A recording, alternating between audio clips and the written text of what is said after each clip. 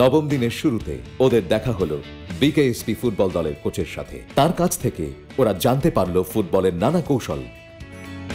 তারপর যথারীতি চলল প্র্যাকটিস।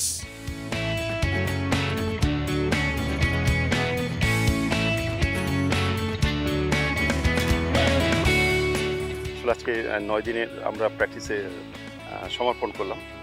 সকালবেলা আজকে আমাদের স্টার্ট ছিল হলো warm up with how to delay, how to organise defence. করার পরে আমরা এসএসজি ফুটবল খেলছি। এসএসজি স্মল সাইড ফুটবল এটা বলে। এই বলে যত মোর বল টাচ করা যায় তত হি ইজ গেইন। অ্যাকচুয়ালি যদি অ্যান্টিসিপেশন অফ সিচুয়েশন ক্রিয়েট না করতে পারি তাহলে ফুটবল খেলে আমরা সামনে এগোতে পারবো না, আমরা ওয়ার্ল্ড ফুটবলের দিকে যেতে পারবো না। এই জন্য যত কম স্পেসে বেশি প্লেয়ার দিয়ে যত তাড়াতাড়ি বলকে কন্ট্রোল করা যায়, এই বলটা এই জন্য এসএসজি বলা হয়, স্মল সাইডেড গেম। এটা হয় কি মোর প্লেয়ার স্পেস কম ডেভেলপড হয় খুব তাড়াতাড়ি।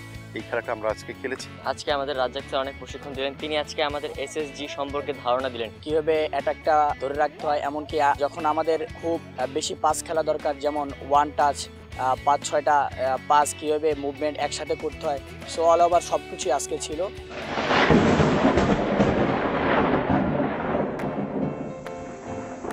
আজ প্র্যাকটিসে নবম দিনে সকালবেলা প্র্যাকটিস হইলো, বিকেলবেলা বৃষ্টির কারণে আমরা প্র্যাকটিস যাইতে পারতেছি না। প্রত্যেক দিন না কিছু কোচের সাথে শিখতে পারতাম বা কিছু জানতে পারতাম, বুঝতাম।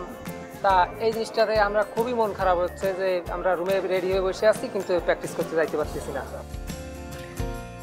বিকেলের সেশনে বৃষ্টির কারণে ঘরে বসে থাকতে হলো ওদের, কিন্তু তাতে কি ফুটবল থেকে তো কোনোভাবেই দূরে যাওয়া যাবে না।